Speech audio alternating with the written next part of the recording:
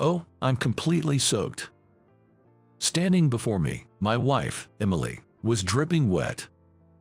A group of thugs who had spilled beer on her were laughing crudely. One of my brothers is in the mafia, you know. If you're upset, try fighting back. Oh really? Then call this brother of yours over here right now. What? And a few minutes later, the thugs were about to experience hell. My name is Michael, 26 years old. This spring, I married the woman I had been dating for a long time, and we've been enjoying a smooth sailing married life. My wife's name is Emily. Emily is 4 years younger than me, and she is a beauty who is the envy of everyone around us, my pride and joy. I'm truly grateful that she accepted my proposal at a young age and entrusted her life to someone like me. Despite being together every day, I wonder why I never tire of looking at her. Her petite face, glossy hair, eyeliner that perfectly complements her attire, and long eyelashes. Emily, you're really beautiful. And Emily, in turn, praises me, so we must sound like we're bragging to those around us. Michael, you're really tall and have such a great figure. I'm envious, and you help me out a lot. Thank you always. I'm about 6 feet 3 inches tall. While I'm happy to be praised, I'm somewhat slender for my height, which is a bit of a complex for me. Needless to say, Emily is quite delicate too, but she looks dignified in her everyday clothes and dresses, which I envy. Spending every day laughing and being with my beloved wife is an unparalleled joy. I'm sure there's no greater happiness than this. I respect Emily from the bottom of my heart and am deeply grateful to her. I never want to make Emily suffer because she married me. I'm determined to provide for and protect her. With that resolve, I've been working late every day.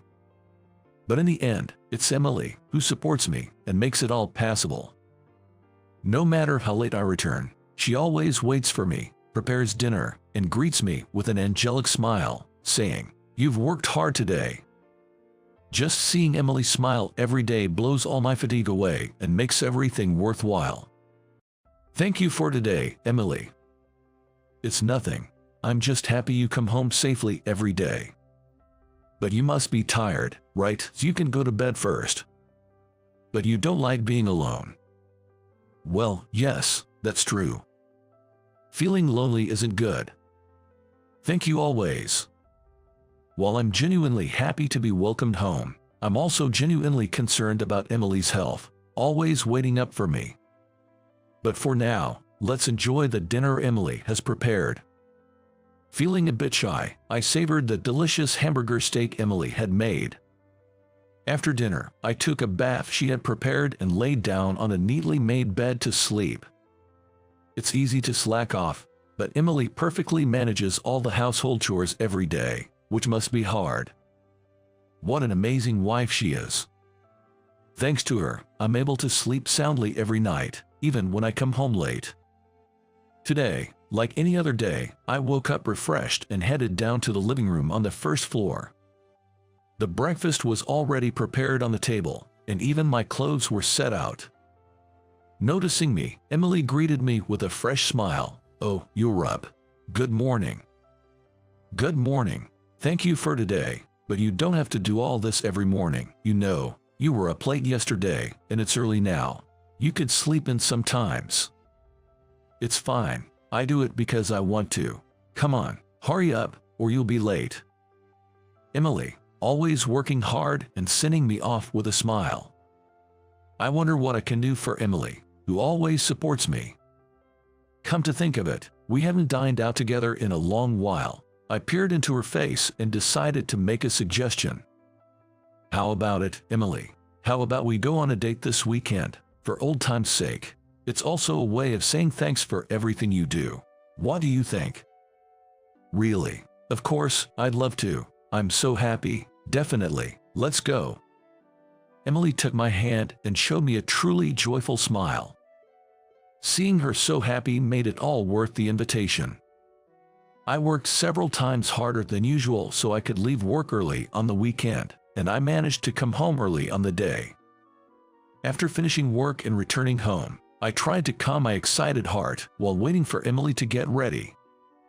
"It's been so long, I'm actually a bit nervous," she said.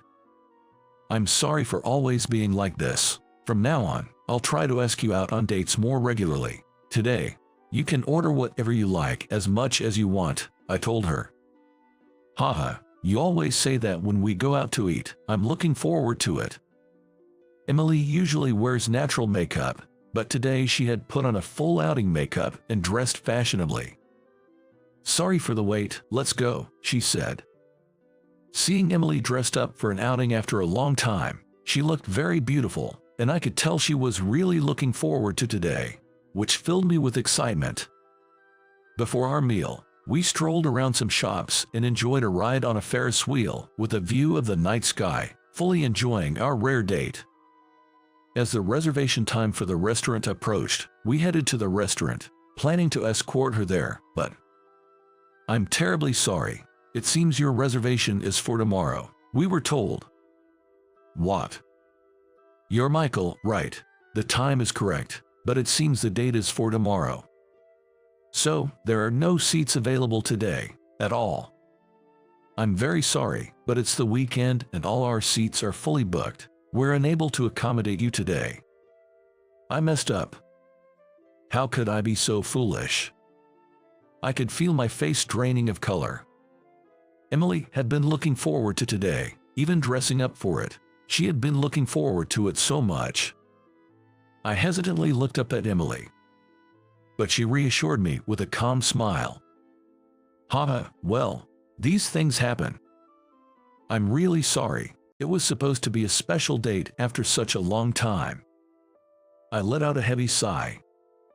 "Don't worry about it. There are plenty of other places. Let's go somewhere else."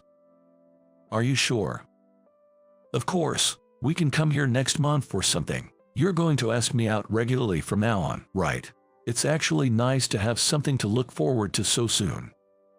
Emily is just too perfect for me. I've always thought so, but now more than ever. It's a miracle that someone like me can be by her side. "Michael, you're exaggerating. I'm just an ordinary person. Calling it a miracle is too much." "It's true though. I always think it's a miracle that I'm with you." While we were talking like this and walking about 10 minutes from the restaurant we had reserved, we came across a tavern. "Hey, how about this place? It feels nostalgic. We used to come to this tavern often and drink together." It wasn't a fancy place, but we frequented it. As we opened the door, the bustling inside and the savory smell of grilled chicken stimulated our appetite. But at the same time, we could hear the loud voices of customers from outside.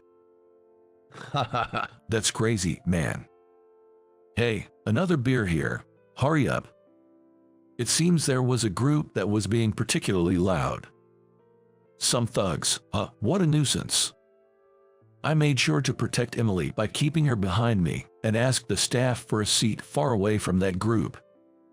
It's best not to get involved with such people. "Excuse me, could we sit closer to the front?"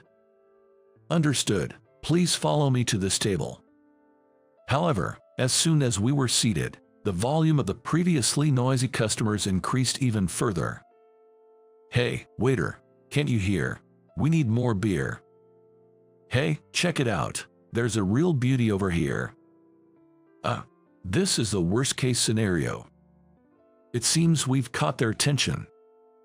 I try not to look their way to avoid further interaction. The waiter, looking flustered, came over to check on us. "I'm sorry, could you wait a little longer?" The staff must be overwhelmed with the number of guests. "We're still looking at the menu, so no rush." "Sorry about that, I'll come back to take your order later."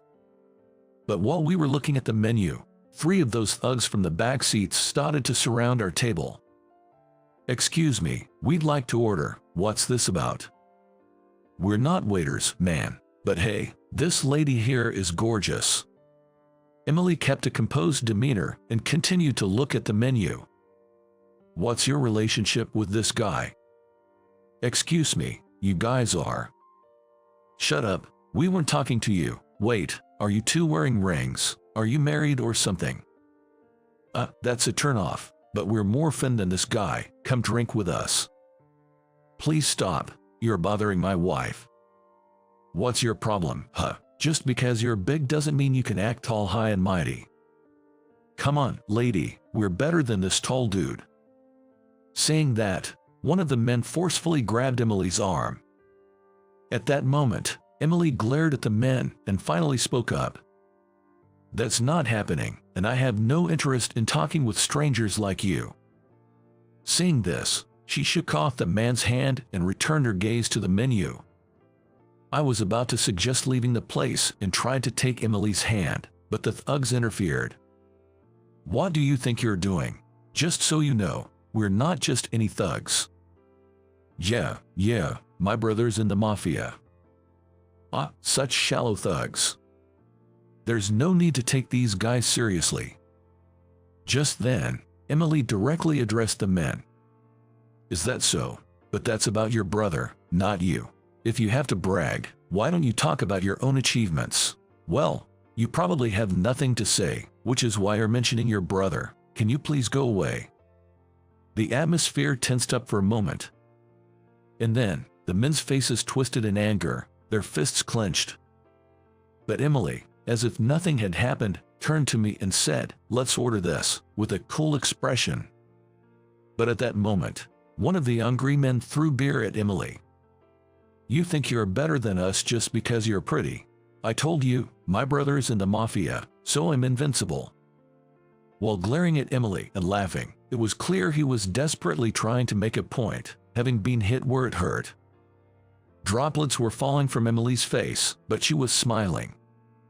Oh, I dressed up so nicely, and now I smell like beer. I handed a handkerchief to Emily and then quietly stood up, facing the man who had spilled beer on her. Hey, which group is your brother with? Bring him here right now. What? I'm saying, bring him here. If you can't do that right now, can you give me his name? I'll get in touch with him myself. What the hell are you? Not what, just hurry up and tell me. It's Alex. Well, I guess I just need to bring the person himself, right? Enjoy acting tough while you can. There are always those who strut around using someone else's power as their shield. And it's always those types who turn out to be incredibly cowardly, just like these guys. Hey, stop muttering over there. Do you even understand your position? One of the men, probably to prevent us from leaving, continues to provoke us. It's really awful, your attitude.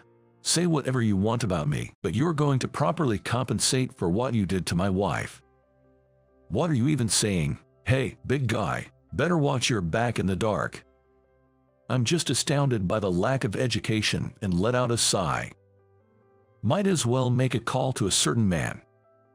Hello, yeah, it's me. You probably know what's going on. Yeah, that's the situation. What the hell are you doing on the phone for so long? What's your deal? Did you hear that? That's what's happening. Too bad. Yeah, I'll be waiting. I quickly relay the message and hang up. After a few minutes, it seems Alex has arrived at the store. He must have been nearby because he rushes in, panting. Hey, bro, you were close by. Listen to this. This guy is being super arrogant. While pointing at me with a smug face, the man recognized as a brother, Alex, furiously starts beating up his brother. The sound of chairs and tables flipping over is loud, and glasses fall and shatter.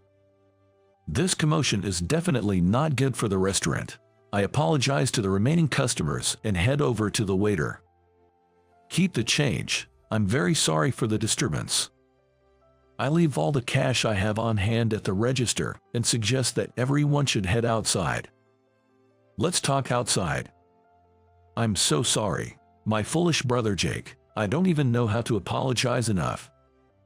Alex, I'm disappointed in you. I'm truly sorry. Hey, you two, apologize properly, you idiot.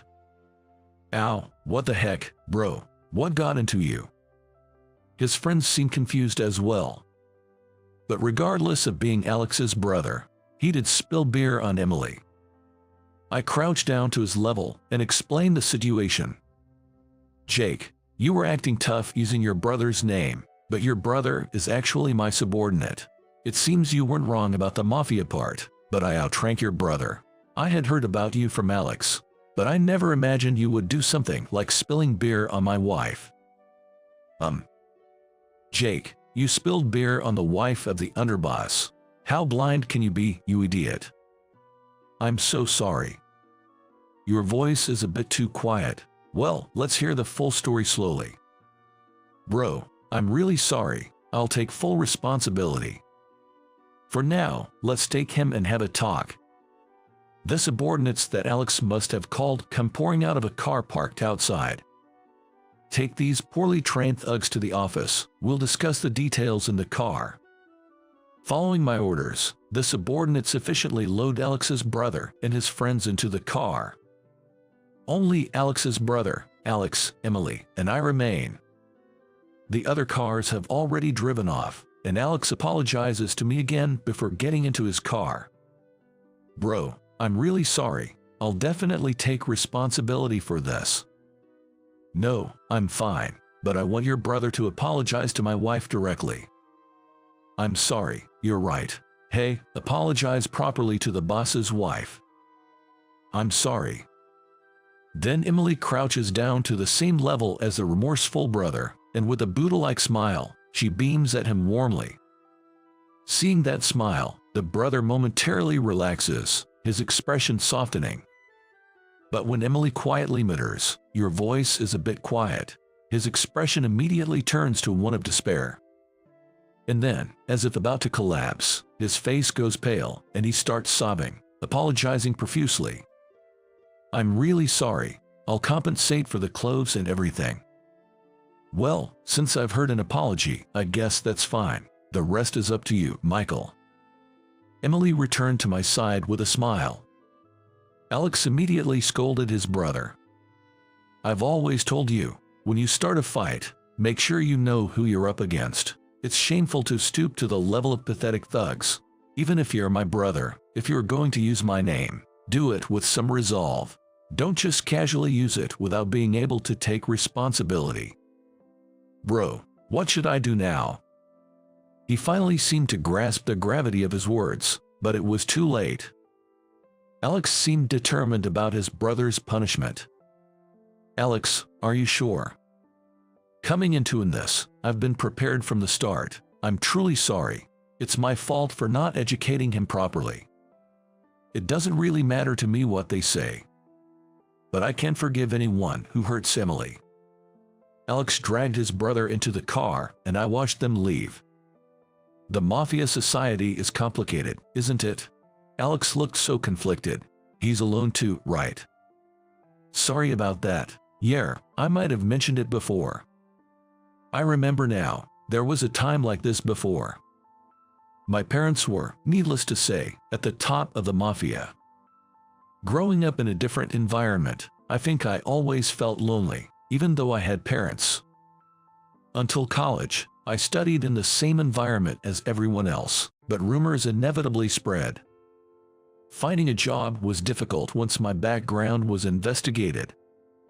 When I seriously considered my future, I thought taking over the family business wouldn't bother anyone else, so I decided to continue the family legacy.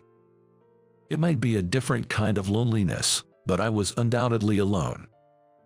Being overly cautious around me, hardly making any real friends, and this height of mine inevitably led to being avoided. But then, there was a time when I protected Emily from some thugs causing trouble on my turf. Emily didn't know I was in the mafia and thought I was just someone who happened to help her by chance, and she invited me out for a meal to thank me. There was no need to reveal my identity and scare her. Thinking so, I kept silent, but as I felt safe being with Emily, we were attracted to each other and started dating. But I couldn't easily confess that I was the son of a mafia member. If Emily knew I was in the mafia, she might look at me with fear and drift away. While I was troubled by this thought, one of my subordinates greeted me, and my secret was easily revealed. What do you mean, bro? Is he a junior or something? Emily, I'm sorry I kept quiet. I'm actually the son of a mafia member. I'm also in that world, but I want to keep dating you. Though I might cause you trouble, even if I'm just an apprentice, my parents are real mafia members. I see. I thought you seemed troubled sometimes, but that's what you were worried about. Actually, I don't have any parents anymore. I'm really alone. Being with you, I sensed you were carrying some loneliness too, so that was the reason. For Emily, who had no parents, having any parents might have seemed enviable. There will definitely be situations where I cause trouble unrelated to you. So, about us. This situation doesn't matter. Your struggle being the son of a mafia member. No one can solve that. It's something you can't even talk about with anyone, right? There's nothing lonelier than that. Saying so, she shed tears for me and chose to stay by my side, understanding my situation. There's no trouble that can affect me. I have no ties to anything. My feelings for you won't change no matter what. Even if you try to push me away, I won't leave. From that moment, I swore to truly protect Emily. It's okay. I will always be by your side, so don't leave me alone, okay? Even after saying that, I involved Emily in this situation. I felt down inside again. Although she appeared strong, I couldn't figure how she felt inside. Maybe she regrets marrying me. Emily is still young, and if this incident scared her. Michael, are you worrying again? I was just thinking. I got you involved again.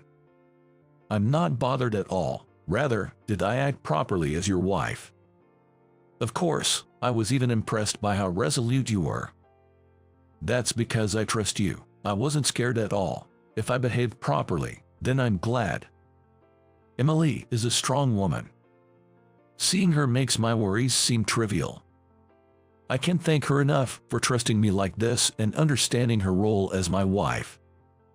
Despite the trouble caused by his brother, Alex has made his resolution and moved forward, even after the loss of his brother. I must protect everyone at all costs. And I won't leave anyone alone. With that strong vow, I embraced Emily. What's gotten into you, Michael? All right, our date isn't over yet. That's right, we hardly had a proper meal. My clothes might have had their fill of beer, but neither you nor I have had a drink. Let's go find another place then. I'll visit the office later to sort things out.